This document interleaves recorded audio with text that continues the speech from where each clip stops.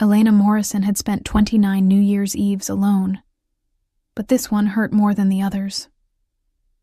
Maybe it was because she'd watched everyone in the office make excited plans for weeks. Parties, dinners, romantic getaways, while she'd quietly pretended she had somewhere to be. Sarah from accounting was going to some exclusive rooftop party with her boyfriend. Marcus from legal had reservations at that impossible-to-get-into restaurant downtown. Even the interns had plans. A group thing in Brooklyn that sounded loud and fun, and exactly the kind of social event Elena would rather die than attend.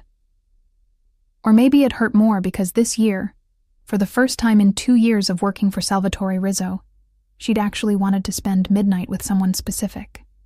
Him, which was stupid and unprofessional and completely pointless because men like Sal didn't notice women like Elena.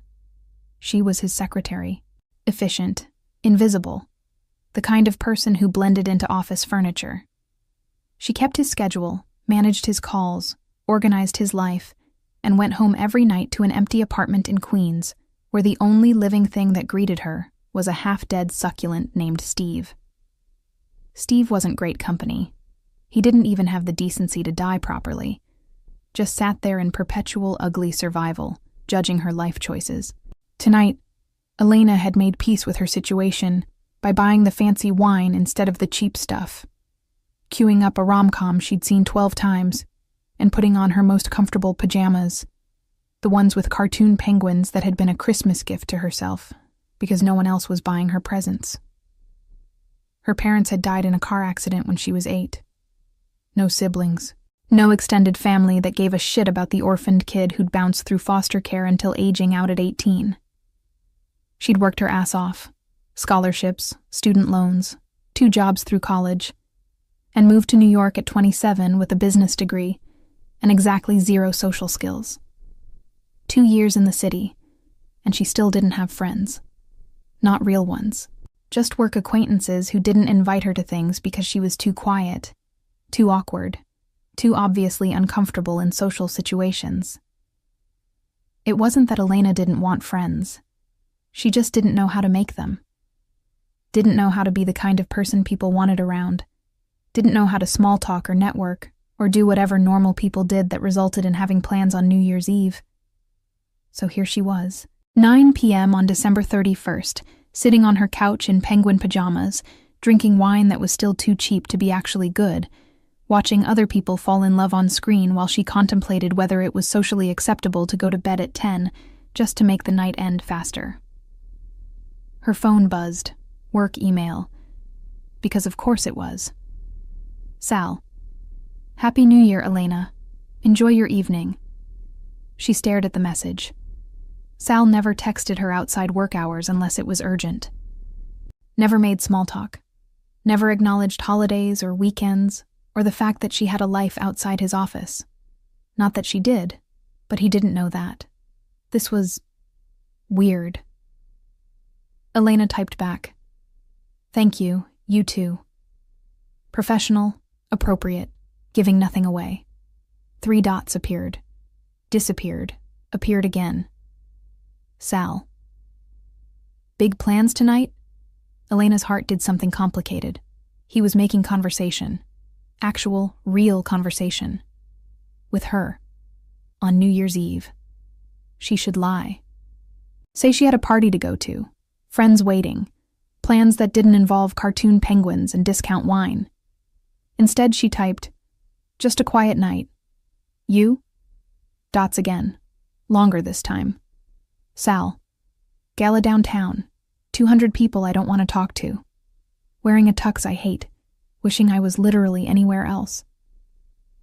Elena blinked at her phone. That was more honest than she'd expected. Sal was always controlled, measured, professional. This felt different. Personal. Elena. Sounds terrible. Sal. It is. The champagne is mediocre, and someone's aunt keeps trying to set me up with her daughter who collects porcelain dolls. She has 1,700 of them, in her apartment, where she lives, alone. Elena actually laughed out loud. Sal had a sense of humor. She'd suspected, but had never seen it directed at her. Elena. 1700? Sal. She was very specific about the number, also about their names, all of them. There's apparently a whole backstory. Elena. That's horrifying. Sal. That's my evening. How's yours? Elena looked at her setup. Wine. Movie paused on the opening credits.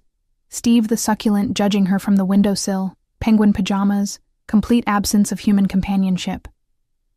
Elena. Significantly less porcelain dolls. Sal. Lucky you. The conversation ended there. Elena stared at her phone for 5 minutes, waiting for more, but nothing came. He'd probably gotten pulled back into the terrible gala with the mediocre champagne and the doll collector. She pressed play on her movie. By 11 p.m., Elena had finished the wine, all of it, which was probably a mistake, and was crying at the part where the romantic leads almost missed each other at the airport, but then didn't, because of fate or timing or whatever rom-com magic made everything work out. This is pathetic, she told Steve. I'm crying at a movie I've seen a dozen times while wearing penguin pajamas on New Year's Eve. This is a new low. Steve said nothing. He was a succulent. Also, he was kind of an asshole. On TV, people were gathering in Times Square for the countdown. Elena muted it. She didn't need to hear thousands of happy people celebrating together while she sat alone in her apartment talking to a plant. 11:30. Elena considered going to bed. Just skipping midnight entirely. If she was asleep, she couldn't be sad about being alone, right? That was almost healthy coping. She was halfway to her bedroom when her phone buzzed again. Sal. Still awake? Elena's heart jumped. She typed back immediately, then deleted it, then typed again, then deleted that too, because she didn't want to seem desperate, even though she absolutely was. Finally, yes, movie's almost over. Sal.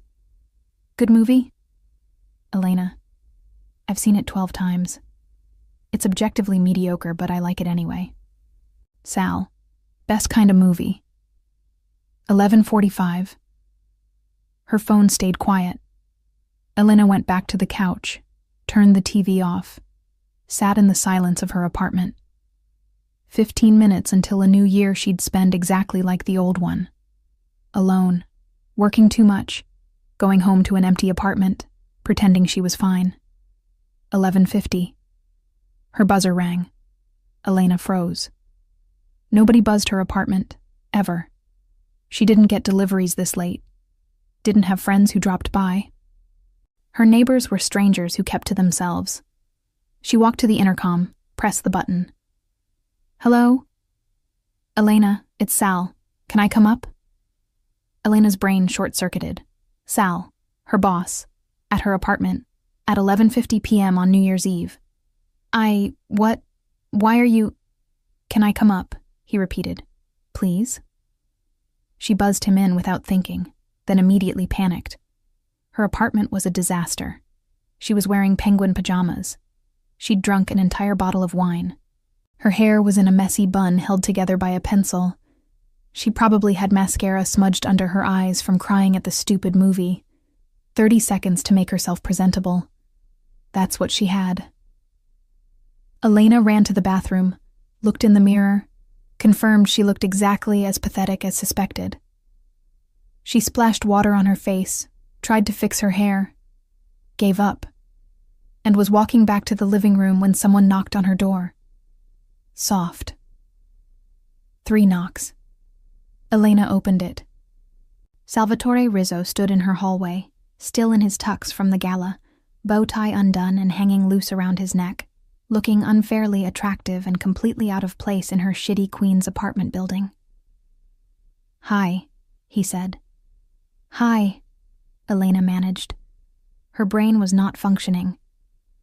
Why are you... Can I come in? She stepped aside. He walked past her into her small living room, looked around at her discount furniture and half-dead plant, and the TV still showing the paused rom-com.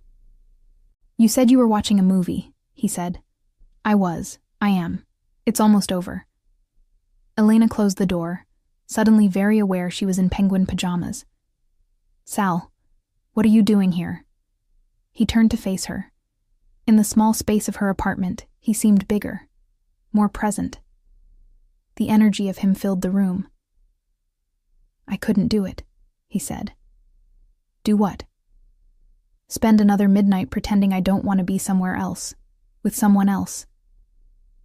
He stepped closer. With you. Elena's heart stopped. What? I've been at that fucking gala for 3 hours thinking about you sitting here alone watching a mediocre movie you've seen 12 times. Thinking about how you never have plans because you don't have anyone. Thinking about how every time I ask what you did over the weekend, you say nothing much because you spent it alone. Thinking about how I've wanted to do something about that for 6 months but didn't because you're my secretary and I'm your boss, and there are rules about that kind of thing. Sal. But fuck the rules. It's New Year's Eve. You're alone. I'm supposed to be at a party I hate, and all I want is to be here, with you. So I left. From somewhere outside, Elena heard people counting down, 30 seconds to midnight. You left your gala, she said stupidly. I left everything. Drove across the city. Probably violated several traffic laws. He was still moving closer. To get here. To you. Before midnight. 20 seconds. Why? Elena whispered. Because I'm tired of pretending I don't notice you. I'm tired of acting like you're just my secretary when you're so much more than that. I'm tired of watching you be lonely when I'm lonely too, and we could be significantly less lonely together. 10 seconds. He was right in front of her now. Close enough that she could smell his cologne, see the flecks of gold in his dark eyes, feel the heat radiating off him. Elena, he said softly. Can I kiss you? 5 seconds. Yes, she breathed.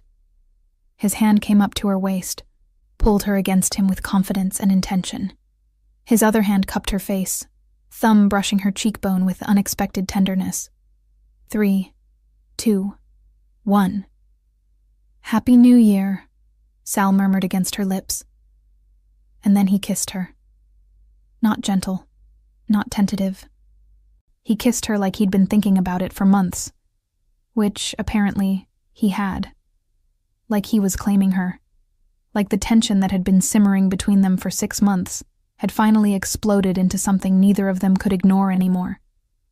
Elena's hands fisted in his jacket, pulling him closer, kissing him back with all the loneliness and wanting and desperate hope she'd been suppressing for 2 years. Outside, fireworks exploded. People cheered. The new year began. Inside Elena's shitty queen's apartment, Salvatore Rizzo kissed his secretary like she was the only thing that mattered in the world. When they finally pulled apart, both breathing hard, Sal rested his forehead against hers. I'm sorry, he said. For what? For waiting so long. For letting you spend 29 New Year's Eves alone. For not doing this 6 months ago when I first realized I was in love with you. Elena's breath caught. You're in love with me? Completely. Probably inappropriately. Definitely unprofessionally. He smiled. But yeah. I'm in love with you, Elena Morrison. Have been since you told me my 11 a.m. meeting was a waste of time, and I should cancel it because the guy was full of shit. You were right, by the way. He was full of shit. That was my 3rd week working for you. I know. I've been gone for you since week 3. Just took me 2 years to do something about it. His thumb traced her jaw. Tell me I'm not crazy. Tell me you feel this too. I feel it, Elena whispered. I've felt it for so long I thought I was imagining it. Thought it was just me being lonely and pathetic and projecting onto my boss because he's the only person who talks to me regularly. You're not pathetic. You're incredible. You're brilliant and funny and you don't take shit from anyone, including me. You're the best part of my day, every day.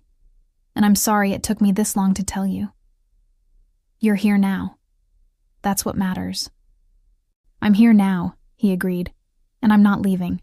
Not tonight. Not ever, if you'll have me. I'm wearing penguin pajamas, Elena said, and I cried at a rom-com, and I talked to my succulent. You should probably know all of that before you commit to anything. Sal laughed. Actually laughed. Warm and genuine and completely unguarded. I love the penguin pajamas. They're adorable. And crying at rom-coms is normal. And talking to plants is fine. Steve needs someone to talk to. Elena blinked. You know my plant's name? You mentioned it once, 6 months ago. I remember everything you tell me, Elena. Every detail. Every small thing you think doesn't matter. It all matters to me. She kissed him again. Couldn't help it. This man, her boss, her crush, the person she'd been secretly in love with for 2 years, had driven across the city on New Year's Eve to spend midnight with her because he couldn't stand the thought of her being alone. Stay, she said when they pulled apart. I know it's late, and this is sudden, and we probably need to talk about the work implications, but stay, please. There's nowhere else I'd rather be. They ended up on her couch, Elena curled against Sal's side, his arm around her, watching the terrible rom-com she'd seen 12 times because he said he wanted to see what she'd been crying about. This is actually pretty mediocre, he said halfway through. I told you. But I see the appeal. Sometimes mediocre is exactly what you need. Is that a metaphor for me? No, you're excellent. The movie's mediocre. There's a difference. He kissed the top of her head. Best New Year's Eve I've ever had. You spent it in Queens watching a bad movie with your secretary in penguin pajamas instead of at a fancy gala. Exactly. Significant upgrade. The penguin pajamas really elevate the experience. Elena laughed, feeling something warm and unfamiliar blooming in her chest. Happiness. Hope. The possibility that maybe, finally, she wouldn't have to spend every holiday alone. Thank you, she said quietly. For coming here. For not letting me spend another New Year by myself. Thank you for letting me in. For not thinking I was insane for showing up unannounced at midnight. I did think you were insane. Fair, but you let me kiss you anyway. Best decision I made all year. Year just started. You've got time to make better ones. Doubtful. This one's pretty hard to top. They fell asleep on her couch around 3 a.m., wrapped around each other, the movie still playing in the background. Elena woke up at dawn to find Sal watching her, his expression soft in the early light. Hi, he said. Hi. You're still here. Told you I wasn't leaving. I thought maybe I dreamed it. The whole night. You showing up, the kiss, all of it. Not a dream. Very real. He brushed hair from her face. And we're going to have to talk about it. About us. About work.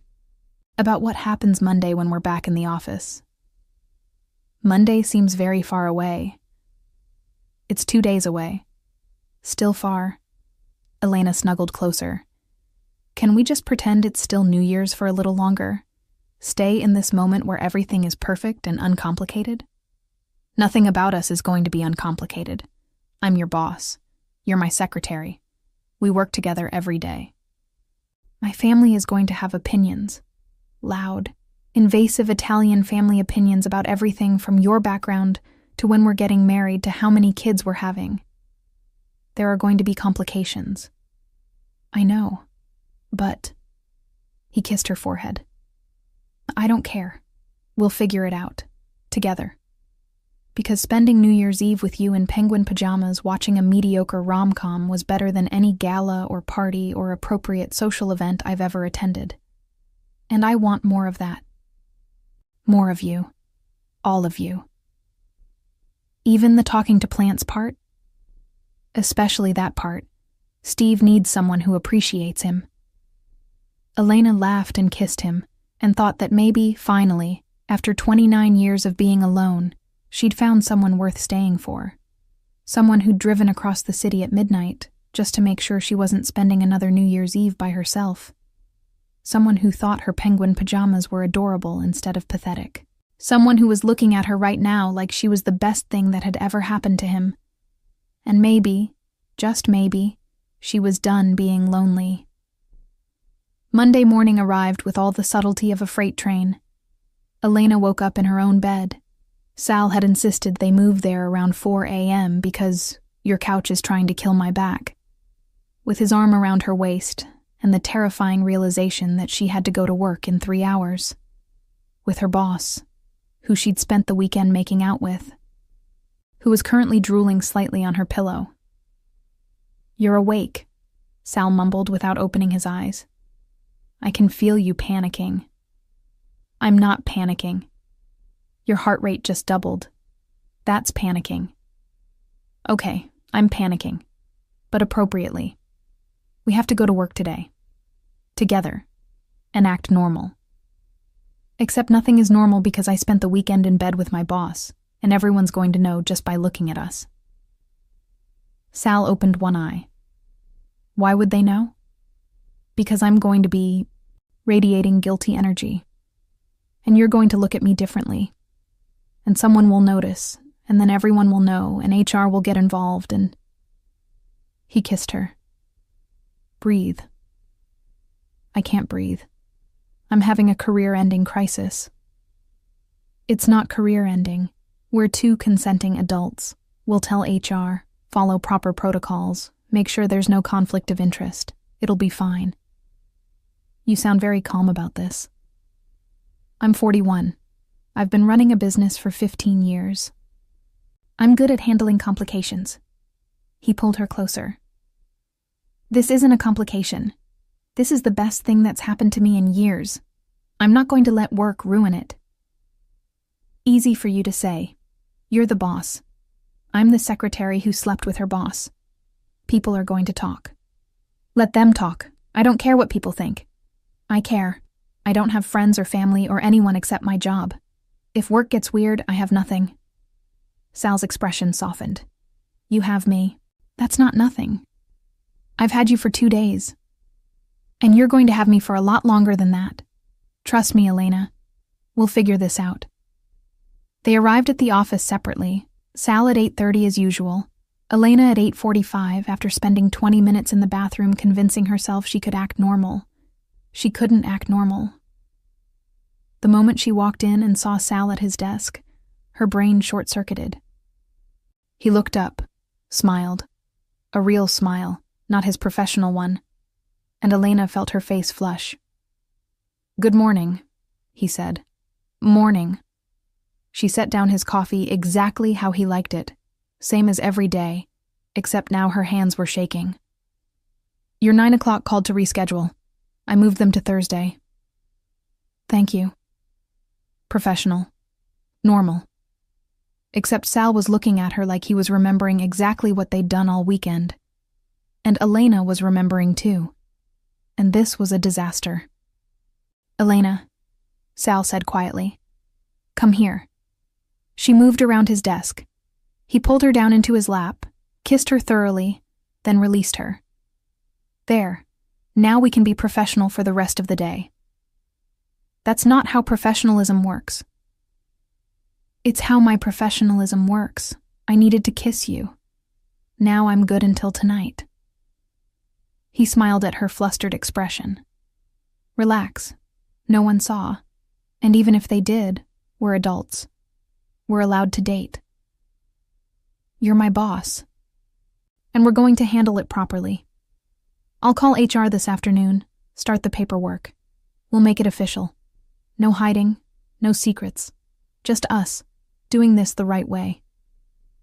Elena wanted to argue, but someone knocked on the door. She jumped off Sal's lap so fast she nearly fell, smoothed her skirt, tried to look like she hadn't just been kissing her boss. "Come in," Sal called, amused. His operations manager entered with quarterly reports, and the day proceeded normally. Mostly. Except for the moments when Sal's hand would brush hers passing documents, or when he'd smile at her in a way that made her stomach flip, or when she'd catch him watching her and have to remind herself they were at work. By 3 p.m., Elena's nerves were shot. By 5 p.m., Sal's phone rang. He answered in Italian, his tone shifting from professional to exasperated in seconds. "Mama, no, I'm working, because it's Monday. I don't care what Zia Rosa said." He pinched the bridge of his nose. Fine. Fine. Yes. Tonight. 6 o'clock. I'll be there." He hung up, looked at Elena. "My mother is ambushing me with dinner tonight. Do you want to come?" Elena blinked. "To dinner with your mother? Tonight?" "Yes. That's insane. We've been dating for 3 days. We've known each other for 2 years, and my mother already knows something's up because apparently I was glowing when I left the New Year's gala early. My sister told her. My sister is a snitch." He stood. "Come with me. Meet the family. Let them fall in love with you." "What if they don't fall in love with me? What if they think I'm not good enough? What if—" Sal kissed her. "They're going to love you. You're brilliant and funny and you put up with me, which automatically makes you their favorite person. Come to dinner. I don't know how to talk to Italian families. I'm an orphan with no social skills. I'll say something wrong and your mother will hate me. My mother will love you because I love you. That's how it works. Please come." Elena found herself nodding before her brain caught up with her mouth. Sal's parents lived in Brooklyn, in a beautiful brownstone that had been in the family for 3 generations. Elena could hear the noise from the sidewalk, multiple voices, laughter, what sounded like an argument in rapid Italian. "That's normal," Sal said, taking her hand. "My family is loud. Just roll with it." He opened the door without knocking. The noise doubled. "Salvatore," a woman appeared, mid-60s, gray hair in a neat bun, wearing an apron and wielding a wooden spoon like a weapon. "You're late, and who is this?" "Mama, this is Elena, my mother Lucia." Lucia studied Elena with sharp eyes that missed nothing. "The secretary." "The girlfriend," Sal corrected. "Elena's my girlfriend." The house went silent. Completely, absolutely silent. Then chaos erupted. "Girlfriend? Since when?"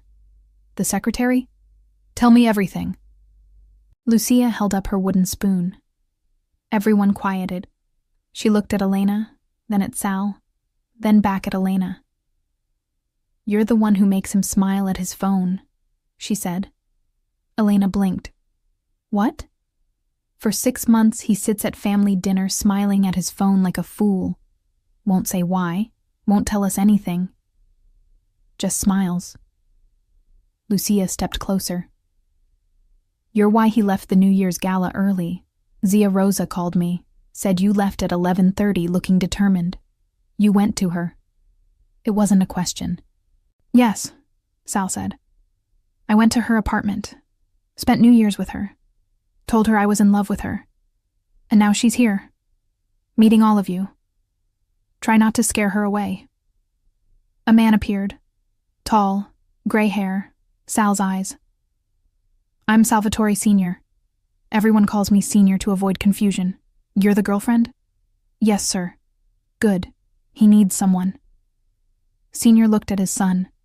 "She knows what you do?" "She knows enough. And she's okay with it?" "I'm standing right here," Elena said. "You can ask me directly." Senior's eyebrows rose. Sal grinned. "She's okay with it," Elena continued. "I know Sal's business isn't entirely above board. I know his family has complicated connections. I know dating him means accepting things I can't control. I'm okay with all of that." "Why?" Lucia asked. "Because he drove across the city on New Year's Eve to make sure I wasn't alone. Because he remembers everything I tell him. Because he makes me feel like I matter." Elena took a breath. "Because I love him. And that's worth navigating the complicated parts." Lucia smiled. Actually smiled. warm and genuine. You'll do. Come, I'm making braciole. You help. I don't know how to make braciole. You'll learn. In this family, everyone learns to cook. Lucia pulled Elena toward the kitchen. In the kitchen, Elena met the rest of them. Sal's younger sister Gianna and her husband Marco, his younger brother Paolo and his fiancée Teresa, various cousins whose names Elena immediately forgot, Nonna Rosa, Sal's grandmother, who was 92 and terrifyingly sharp. You're the orphan, Nonna Rosa said bluntly. Yes, ma'am. No family at all? None. Good. You need family. We adopt you. Now you have too much family. This is how it works. And that was it. No judgment, no pity. Just immediate adoption into the chaos. Lucia put Elena to work rolling meat while explaining the proper technique. Gianna interrogated her about her intentions toward Sal. Paolo told embarrassing childhood stories. The cousins argued about soccer and rapid Italian that Elena couldn't follow, but enjoyed anyway. It was loud and overwhelming and completely chaotic. It was also wonderful. They like you, Sal murmured, appearing at her elbow. Told you. Your mother is teaching me to make braciole. That means your family. She doesn't teach people she doesn't approve of. Your grandmother said she's adopting me. Also, a good sign. Nonna only adopts people she thinks are worthy. You passed the test. Dinner was exactly as chaotic as Elena expected, and somehow more. 12 people around a table that barely fit 10, everyone talking simultaneously in a mixture of English and Italian that Elena struggled to follow. The food appeared in waves, antipasti first, 3 different kinds, everyone reaching across each other to grab olives and prosciutto and fresh mozzarella drizzled with olive oil Lucia's cousin made in Calabria. Then pasta. 3 different kinds because Lucia couldn't decide which to make, so she'd made all of them.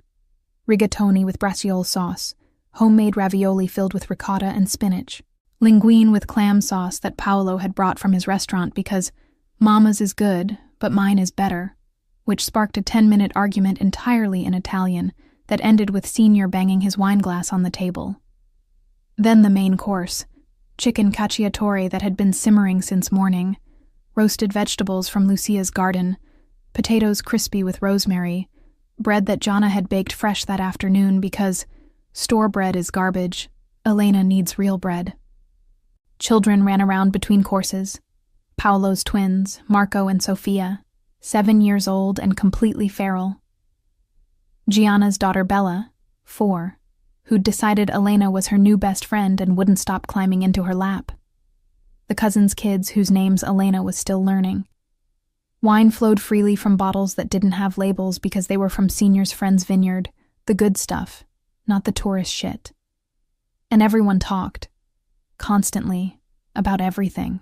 In a volume Elena's neighbors in Queens would have complained about immediately, but here was just considered normal conversation. Elena, you eat, Lucia commanded, adding more braciole to her plate. You're too skinny. Salvatore, you don't feed her? She feeds herself, Mama. Not enough. Look at her. Skinny. You need meat. Eat. I'm eating. More. You eat more. In this family, we eat. This is how we show love. Paolo was arguing with Gianna about whose restaurant had better tiramisu. Marco was telling an elaborate story about a client who'd tried to pay in cryptocurrency. The twins were sword-fighting with breadsticks until Senior told them to stop before someone lost an eye. The cousins were debating soccer and rapid Italian, hands gesturing wildly, voices rising until it sounded like they were about to fight, except they were all smiling. Nonna Rosa sat at the head of the table, watching everything with sharp eyes. Halfway through the meal, she tapped her glass for attention. I have announcement, she said, in heavily accented English. Salvatore brings girlfriend to family dinner. This is serious. We welcome her. She has no family, so now she has us. Elena Morrison, you are family now. Salvatore, you do right by her. Marry her, give me great-grandchildren, make her happy. This is my ruling. Nonna, Sal said, laughing. We've been dating 3 days. So? I met your grandfather on Monday, married him on Saturday. 3 days is plenty. You're 41. Stop wasting time. I'm working on it. Work faster. After dinner, Sal's father pulled him aside into his study. Elena stayed in the kitchen with Lucia and Gianna, helping clean up. He's different with you, Gianna said, drying dishes. Lighter. He's been so serious the past few years. All business, no life. But since New Year's, he's been texting me jokes. Actual jokes. I didn't know he remembered how to joke. That's your influence, Lucia added. You're good for him. He needs someone who makes him laugh. I don't know if I'm making him laugh or if he's just happy. Same thing. Happiness makes people lighter. You make him happy, so you make him laugh. Lucia handed Elena a towel. Tell me truth. You're nervous about this family. Terrified, Elena admitted. I've never had family. Don't know how it works. Don't want to mess up. Can't mess up. We're Italian. We yell, we argue, we're loud. But we love hard. You're family now. That means forever. No messing up, no getting kicked out. Just family. Just like that? Just like that. Salvatore loves you. That's enough for us. In the study, Senior was having a similar conversation with his son. She's good, Senior said, pouring grappa. Honest, direct. Doesn't take shit from anyone, including me. I like that. She told me I was wasting her time in the 3rd week she worked for me, Sal said. Called a meeting pointless to my face. I fell in love with her right then. Smart woman. You do waste time in meetings. Senior studied his son. You're serious about her. Completely. I'm going to marry her. After 3 days? After 2 years of watching her, 3 days of actually being with her. But I've known for 6 months this was it. She's it for me. She has no family, no connections. Nothing to bring to this life except herself. She has herself. That's everything. Sal met his father's eyes. I don't need her to have connections. I have enough for both of us. I need her to be real, honest. Someone who sees me instead of the name. That's Elena. Senior was quiet for a moment. Your mother likes her. Everyone likes her. Even Nonna. That's rare. Elena's special. I can see that. Senior raised his glass. To your girlfriend, may she survive this family. May she make you happy. May she give me many grandchildren. You already have 4 grandchildren. I want more. Sue me. They rejoined the family around 9 p.m. Nonna Rosa had fallen asleep in her chair. The cousins had moved to the living room to argue about a soccer match. Lucia was packing up leftovers for Elena to take home. You come back Sunday, Lucia ordered. Every Sunday. Family dinner. This is your family now. You belong here. Thank you, Elena said, meaning it. For welcoming me. For making me feel like I belong. You do belong. Salvatore loves you. We love him. Therefore, we love you. Simple math. In the car, driving back to Elena's apartment, Sal reached for her hand. Overwhelming? Completely, but in the best way. Elena squeezed his hand. Your family is amazing. Loud and chaotic and a lot to process, but amazing. They loved you, I could tell. My mother doesn't pack leftovers for people she doesn't approve of. You got braciole and 3 different desserts. Your grandmother announced I'm family now. She rules the family. If Nonna says you're family. No takebacks. She also told you to marry me and give her great-grandchildren. Nonna's not subtle, but she's not wrong either.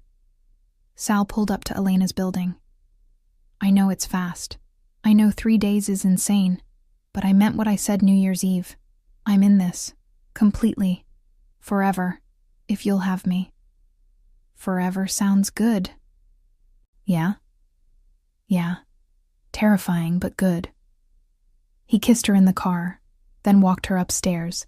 then didn't leave until the next morning because they got distracted, and Elena's couch was significantly more comfortable than Sal's back appreciated. Tuesday at work, they made it official. HR paperwork, disclosure forms, protocols to avoid conflict of interest. Elena would stay as his secretary unless she wanted a transfer, which she didn't. They'd maintain professional boundaries at work. Everyone would be informed appropriately. By Wednesday, the entire office knew. Elena braced for gossip, judgment, whispers about the secretary sleeping with the boss. Instead, her co-worker Sarah from accounting stopped by with coffee. "I heard about you and Mr. Rizzo," Sarah said. "That's really great. He seemed so much happier the past few days. You're good for him. You're not weirded out about the boss-secretary thing?" "Why would I be? You're both adults. You've been working together for 2 years without any issues. If anything, I'm jealous. He's gorgeous and you get to date him. Good for you." That was the general consensus. No judgment, no gossip. Just general happiness that their boss was finally dating someone and seemed genuinely happy about it. By Friday, Elena had been to 2 more family dinners, one at Paolo's apartment, one at Gianna's house, and had learned to make 3 different types of pasta from scratch under Lucia's demanding supervision. By Sunday, she realized she'd somehow acquired an entire Italian family in the span of a week. And maybe, finally, after 29 years of being alone, she wasn't lonely anymore. She had Sal. She had his family. She had Sunday dinners and loud arguments, and Nonna Rosa's unconditional adoption. She had everything she'd never known she needed, and it had all started with a knock on her door at midnight on New Year's Eve. "What are you thinking about?" Sal asked, pulling her closer on her couch. "How my life changed in a week. How I went from spending New Year's alone to having Sunday dinner with your entire family. How I went from lonely to this. Good this or overwhelming this. Both. But mostly good. Good. Because you're stuck with me now. And my family. And Nonna's great-grandchildren demands. We've been dating a week. Nonna doesn't care about timelines. She wants babies. Tell Nonna to be patient. You tell her I'm terrified of her." Elena laughed and kissed him, thinking that maybe loneliness hadn't been her permanent state after all. Maybe she'd just been waiting for the right person to knock on her door at midnight and change everything. 3 months after New Year's Eve, Elena Morrison realized she'd accidentally acquired a life. Not just a boyfriend, though Sal was definitely part of it, with his unexpected sweetness and terrible jokes, and the way he kissed her goodbye every morning like he was going to war instead of to the office upstairs. But an actual life. The kind with plans and people and reasons to leave her apartment. Sunday dinners at the Rizzo house were mandatory. Elena had learned this the hard way when she'd suggested maybe skipping 1 week, and Lucia had called her directly, not Sal, her, to express her disappointment in a way that made Elena feel like she'd personally betrayed the entire Italian heritage. "But I have laundry," Elena had started. "Bring your laundry. I have machine. You do laundry here, you eat dinner, you spend time with family. This is how it works." So Elena had brought her laundry, and her dry cleaning, and somehow ended up learning how to properly fold fitted sheets, while Nonna Rosa supervised and critiqued her technique. "You fold like orphan," Nonna had said bluntly. "No one teach you properly. I teach you now. Watch." It should have been offensive. It was Nonna. Elena just watched and learned. She'd also learned how to make 7 different pasta shapes from scratch, the proper way to argue about soccer, loudly with hand gestures. Which cousin was banned from bringing wine? Marco, after the 2019 incident no one would explain. How to tell when Lucia was actually mad versus just Italian loud. That Nonna's just 1 bite meant eating an entire second dinner. How to navigate Paolo's fiancé. Teresa's passive-aggressive comments about people who date their bosses. Ignore her, according to Gianna. That seniors study was off-limits during meals unless you were being inducted into family business discussions. how to make braciole without crying. Impossible, according to everyone. She'd also accidentally made friends. Sarah from accounting invited her to lunch, then drinks, then a girls' night that turned into a regular Thursday thing. Other co-workers started including her in conversations, asking about her weekend, treating her like a person instead of furniture. "You're different," Sarah had said one Thursday over their third round of wine. "Lighter. Like you're finally comfortable in your own skin." "I have a boyfriend," Elena had said, "and his family adopted me. It's weird. It's healthy. You were too isolated before. Now you have people." Elena had people. It was bizarre and wonderful, and sometimes overwhelming. Like tonight. Sal had been weird all week, distracted, checking his phone constantly, leaving the office early for meetings he wouldn't explain. Elena had started to worry he was having second thoughts, that 3 months of dating had made him realize she wasn't worth the complication. "You're being paranoid," Sarah had said. "That man looks at you like you invented oxygen. He's not having second thoughts." "Then why is he being weird?" "Maybe he's planning something." "Like what?" Sarah had just smiled. "Use your imagination." Now it was Friday night, and Sal had asked her to dinner, not at his parents' house, not at their usual spots, somewhere new. "Wear something nice," he'd said. "Not work nice, date nice." How nice? The blue dress nice. The blue dress was her favorite, the one she'd worn to the office holiday party where Sal had told her she looked beautiful, and then immediately gotten distracted by a phone call. She'd thought he'd forgotten. Apparently not.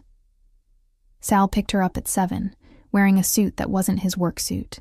This one was special, tailored perfectly, dark charcoal, the kind of thing he wore to important family events. "You look nervous," Elena said, kissing him hello. "I'm not nervous. You're sweating. It's warm in here. It's 60 degrees. Fine. I'm nervous. Can we go?" The restaurant was one Elena had never been to. Small, intimate, clearly expensive. They were led to a private table in the back, away from other diners. "This is fancy," Elena said. "What's the occasion?" "Can I take my girlfriend to a nice dinner?" "You can, but you're being weird about it. What's going on?" Sal opened his mouth, closed it, opened it again. "I'm bad at this." "At what?" "At this." He gestured vaguely. The romantic gesture thing. "I'm better with direct communication." "So communicate directly." "Fine." He pulled a small box from his pocket, set it on the table between them. "I love you. I want to spend my life with you. I want to wake up next to you every morning and go to bed beside you every night. I want Sunday dinners with my loud family and quiet Tuesday mornings and everything in between. I want to give you the family you never had. I want to be your family, forever. Will you marry me?" Elena stared at the box, at Sal, at the box again. "That's your proposal?" "Yes. Was it bad?" "I practiced. My sisters helped. They said be honest and direct and don't overthink it." "You practiced with your sisters?" "They ambushed me at family dinner 3 weeks ago. Said I was being obvious about wanting to propose. Made me rehearse multiple versions. Gianna timed me. Paolo critiqued my delivery. Nonna supervised. It was humiliating." "Your whole family knows you're proposing tonight?" "My whole family has known for 3 weeks. They've been impossible. Nonna keeps asking when you're giving her great-grandchildren. Mama bought a wedding planning binder. Papa pulled me aside to discuss the financial implications of marriage. It's been a nightmare." Elena started laughing. She couldn't help it. This man, this beautiful, powerful, slightly awkward man, had practiced proposing with his entire Italian family supervising.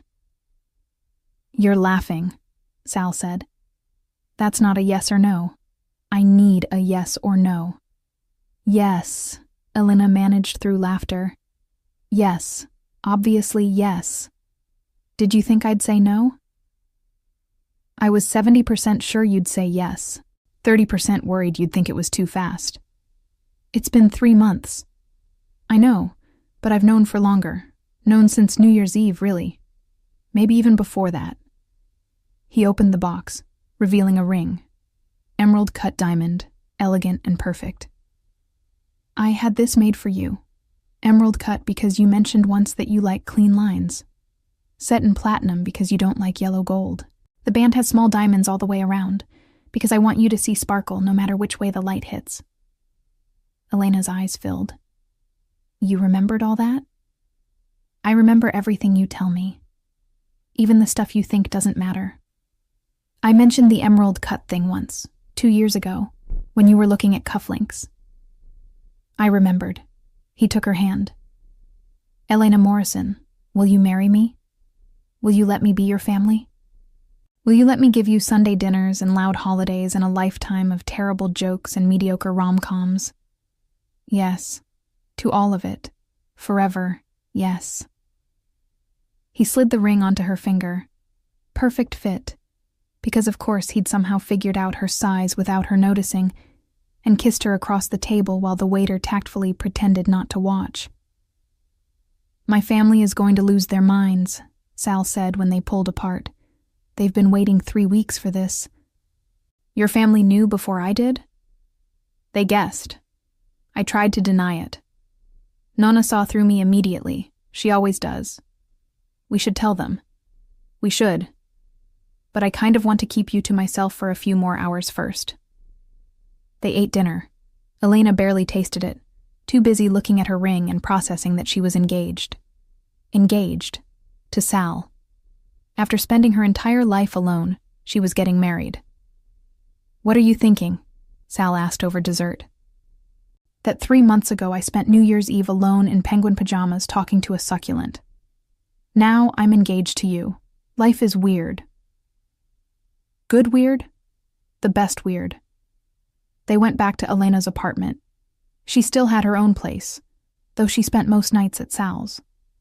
They hadn't discussed moving in together yet, but Elena suspected that conversation was coming soon. Probably at Sunday dinner, with everyone's opinions. I'm going to call my mother, Sal said, pulling out his phone. Now, it's 10 p.m. She made me promise to call the moment you said yes. She's been waiting by the phone for 3 weeks. That's Italian. That's Italian. He dialed. Put it on speaker. Lucia answered on the first ring. Well? She said yes, Mama. Screaming. Actual screaming. Then more voices. Senior, Gianna, Paolo, various cousins. Everyone apparently gathered at Sal's parents' house waiting for this call. I knew it, Lucia yelled. I told you she'd say yes. Now we plan wedding. Big wedding, whole family. I'm thinking September. Mama, we just got engaged 5 minutes ago. September gives us 5 months. Plenty of time. Gianna, get the binder. You already have a binder?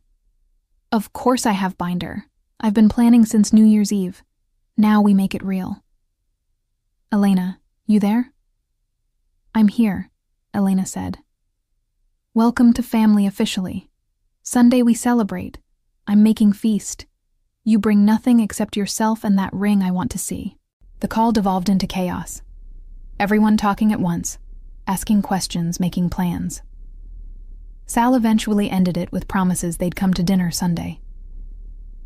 Your mother has been planning our wedding for 3 months, Elena said after he hung up. I know, I'm sorry. She's enthusiastic. She has a binder. She has 3 binders, one for the ceremony, one for the reception, one for family considerations, which I think means seating charts to avoid the cousins who aren't speaking to each other. How many cousins aren't speaking to each other? 6. Long story. Involves a boat and a misunderstanding about anchovy pizza. Don't ask.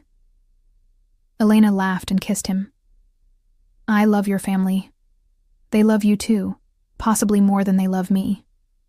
Definitely more than they love you. Nona told me I'm her favorite. Nona tells everyone they're her favorite. It's her thing. They ended up in Elena's bed, not bothering with pajamas, just wrapped around each other in the dark. "Hey," Sal said quietly. "Thank you." "For what?" "For saying yes. For not running away when my family is overwhelming. For letting me give you this life. Thank you for knocking on my door at midnight. For not letting me spend another New Year alone. For loving me. Always. That's never going to change." Elena fell asleep with her engagement ring catching moonlight from the window, Sal's arm around her, and the knowledge that she'd never be lonely again. Epilogue, September. Elena married Salvatore Rizzo on a perfect September afternoon in the garden of his parents' brownstone, in front of approximately 200 family members who'd become her family too over the past 9 months. The number was actually closer to 250, but Lucia insisted on saying approximately 200 to make it sound more reasonable. It wasn't reasonable. It was massive.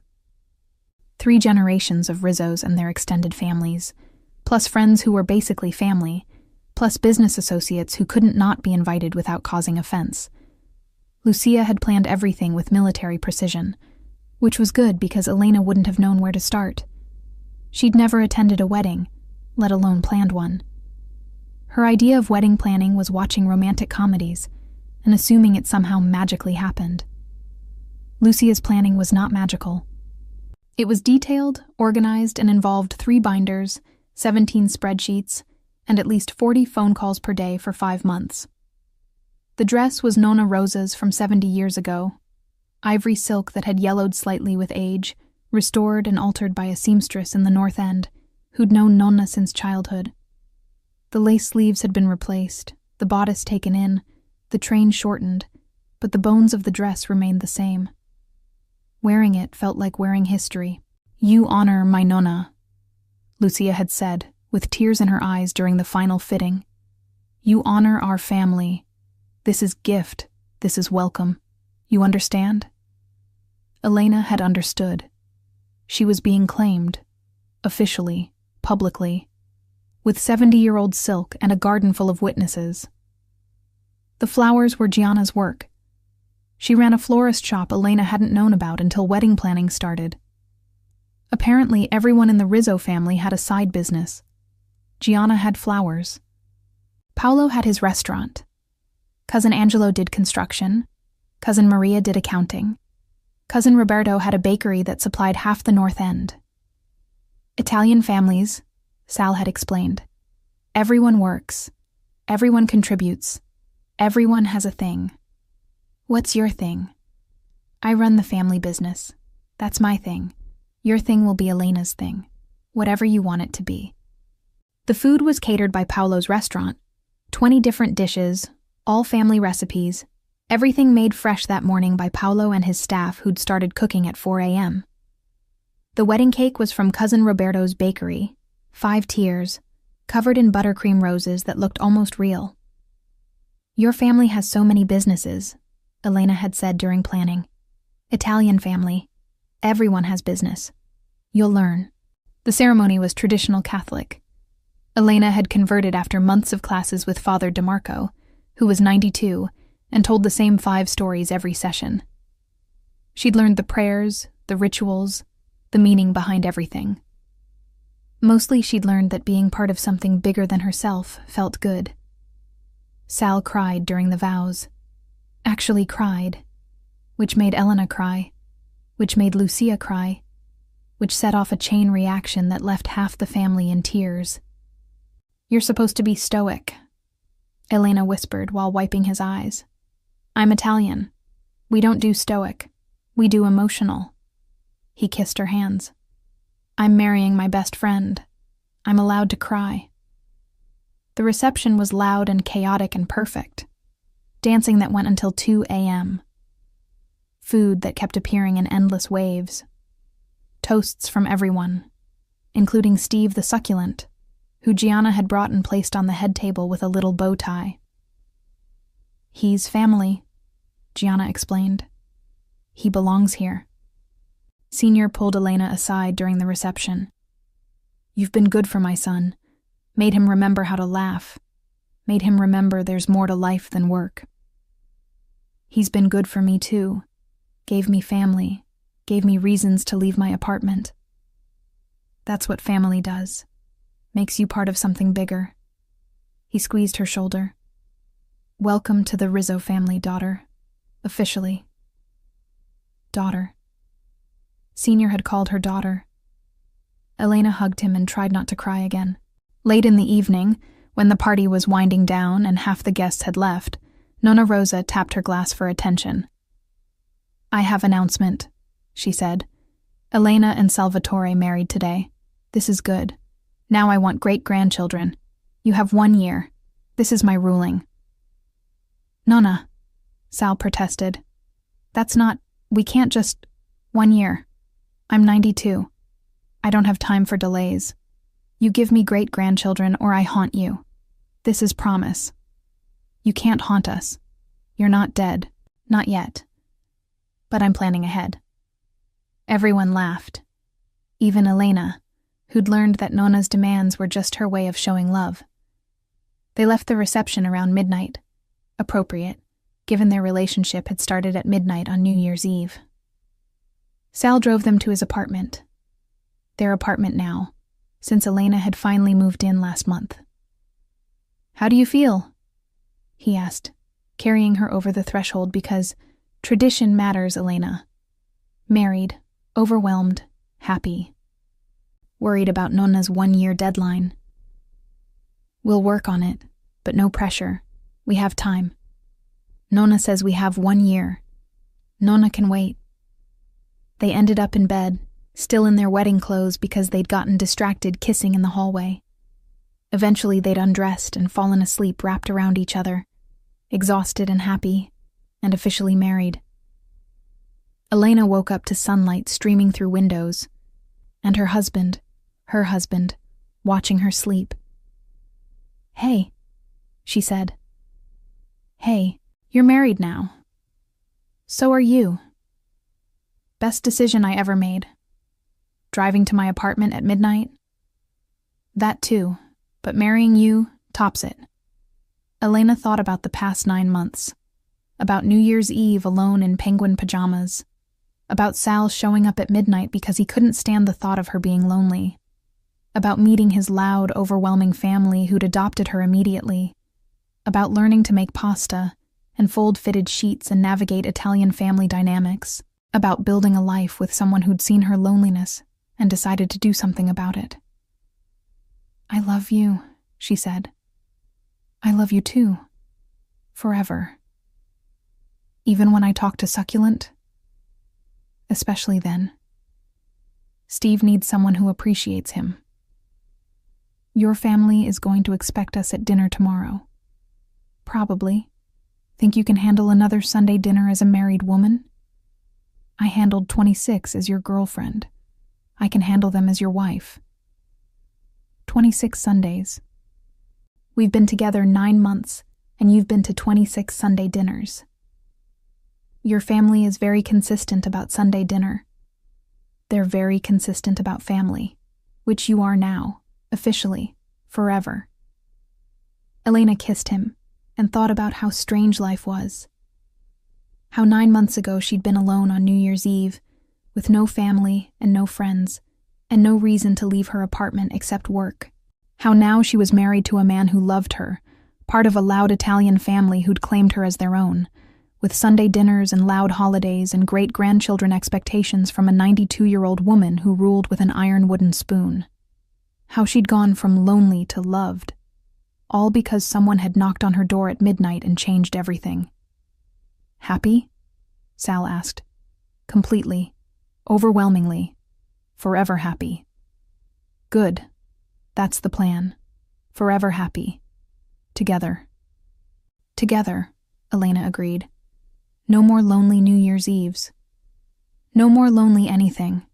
You're stuck with me and my family and Sunday dinners for the rest of your life. Best deal I ever made. They spent their first day as a married couple in bed, ignoring phone calls from family members who wanted to congratulate them again, making plans for their honeymoon. Italy, 2 weeks, visiting Nonna's hometown, and generally enjoying being together. Around noon, Elena's phone buzzed with a group text from Gianna. "Sunday dinner tomorrow. Mama's making your favorite. Don't be late. Nonna wants to discuss baby names." "Yes, already." "No, you can't say no. This is family. Welcome to forever. Love you both." Elena showed Sal the text. He laughed. "This is your life now," he said. "Loud Italian family, invasive questions, baby name discussions before you're even trying, Sunday dinners forever." "Sounds perfect," Elena said, and meant it, because after 29 years of being alone, Elena Morrison, now Elena Rizzo, had finally found where she belonged, and it had all started with a knock on her door at midnight on New Year's Eve.